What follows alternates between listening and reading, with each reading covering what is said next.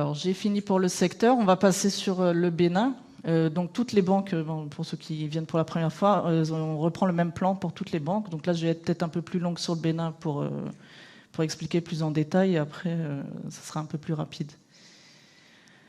Donc au niveau de l'environnement du Bénin, je vais pas trop m'attarder. Économie peu diversifiée. Il y a un point important qui est dans les facteurs favorables, c'est donc l'achèvement de l'oléoduc qui rejoint le Niger. Dans les faits marquants, et donc pas mal de réformes structurelles aussi, qui ont été lancées depuis plusieurs années. Dans les faits marquants, on a rappelé que depuis l'année dernière, il y a un nouvel impôt qui a été introduit, qui concerne les obligations détenues par les banques béninoises sur des obligations de pays hors du Bénin. Donc dans la zone, normalement, dans la zone, il n'y a pas de taxation sur les revenus des bons du Trésor, sauf maintenant depuis l'année dernière au Bénin, sur par exemple, si BOA Bénin détient des titres de la Côte d'Ivoire, ces revenus seront taxés, contrairement aux titres qu'elle pourrait détenir de l'État du Bénin. Donc, on a mis aussi un fait important, compte tenu des relations économiques qu'il y a entre le Nigeria et le Bénin. Donc, on a noté qu'il y a eu un réchauffement des relations entre les deux pays, donc qui ont engendré des flux, un peu plus de flux, et la fermeture des frontières avec le Niger, donc comme suite à l'embargo, qui, elle, contrairement au Nigeria, ça fait contrepoids.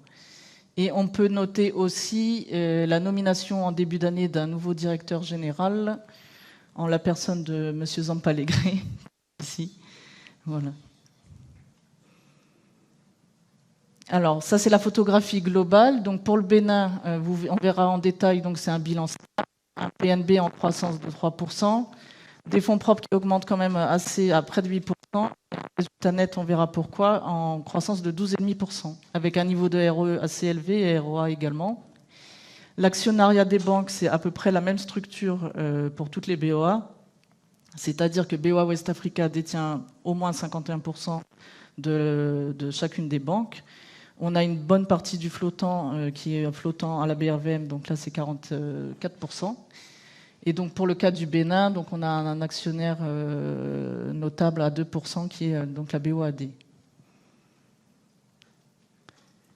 Alors en termes de performance commerciale, donc la banque est numéro 2 de son pays en termes de dépôt et de crédit, donc c'est assez stable depuis plusieurs années. Elle compte 49 agences. Donc, vous voyez ici qu'en termes de dépôt, donc elle a eu un niveau stable dans un secteur qui est en croissance de quasiment 10%. Donc, c'est essentiellement dû au fait de la captation des dépôts des corporates publics et semi-publics par la Banque d'État, qui est d'ailleurs numéro 1 sur le secteur. Donc, la croissance du secteur s'est faite quasiment portée par cette banque-là. Au niveau des crédits, donc on est en croissance de 3,6%, alors que le secteur est en hausse de 20%. Donc ça, c'est une croissance maîtrisée et voulue. Donc comme vous voyez, alors ici, donc c'est la part, le pourcentage qu'on a en 2023. On a 42% de corporate, donc c'est ça, 8% de PME et presque 50% du portefeuille qui a été financé, qui est dédié au financement des particuliers. Ça, c'est la croissance donc, des encours. Ce n'est pas la croissance entre ça et ça, mais c'est bien la croissance. Donc là, les encours particuliers ont fait plus de 20% en 2023. Les PME, 10%. Donc ça, c'est comme je vous disais, c'est dans le cadre de la diversification du portefeuille vers les PME. Si on regarde, là je ne l'ai pas noté, mais en nombre de dossiers, on verra qu'on a fait beaucoup de dossiers aussi. Par conséquent, ça baisse le niveau de concentration du portefeuille. Le volume trade en hausse, comme je vous le disais en introduction, et une part du digital qui croît doucement, mais sûrement. Alors, en termes de structure de l'actif, donc en particulier là sur déjà l'actif est stable avec une structure relativement stable, et au niveau du passif, pareil, on peut noter que les fonds propres représentent maintenant 12%, qui est un niveau confortable.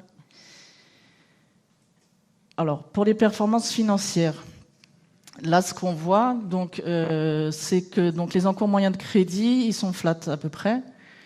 La marge bancaire, elle baisse. Pourquoi ? Essentiellement à cause de la marge d'intérêt des crédits.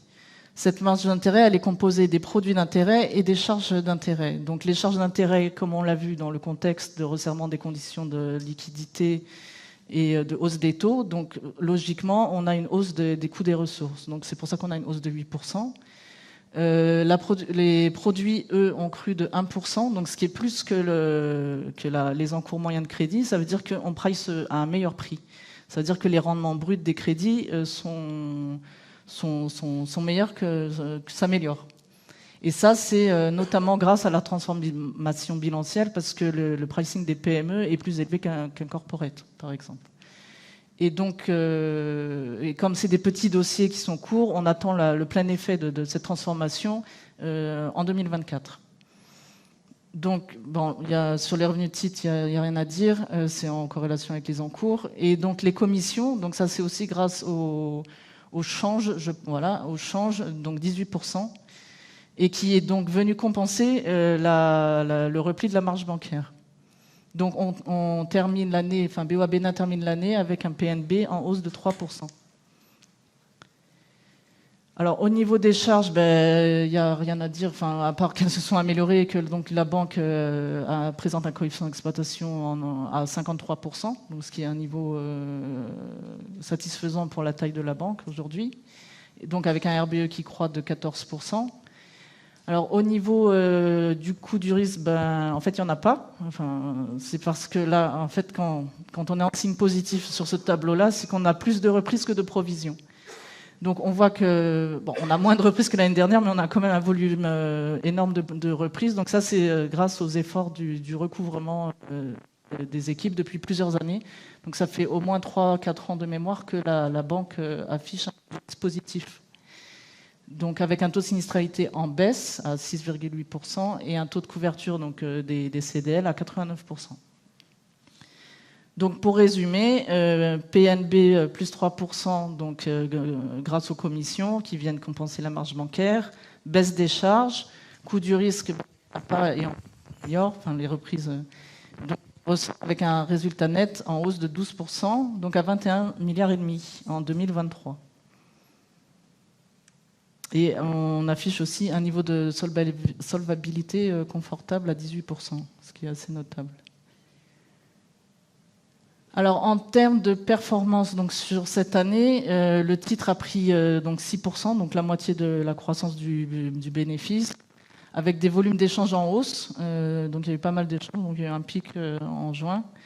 Sachant que, pour rappel, donc on est quand même au-dessus de la performance du marché, donc il y a 5,4%. Et là, un peu en deçà pas un peu, en deçà pour le secteur financier. Donc ce que je disais, donc c'est une performance 2 fois moins élevée que celle de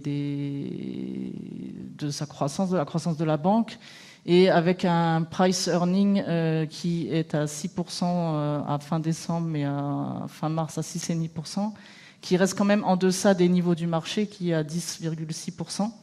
Mais on va dire, un peu dans le secteur financier. Donc, ce qui est important à ce niveau-là, c'est de voir que quand même le rendement, donc le fait que le cours ne soit pas non plus trop élevé par rapport à ce qu'on pourrait attendre vis-à-vis des performances. Donc, ça permet d'afficher un rendement de dividendes supérieur à 11%, donc aux alentours de 11%. Et la banque va distribuer, donc ça a été voté début du mois, un dividende d'un montant de 15 milliards à 743 francs par action, en hausse de 13% par rapport aux dividendes versés l'année dernière.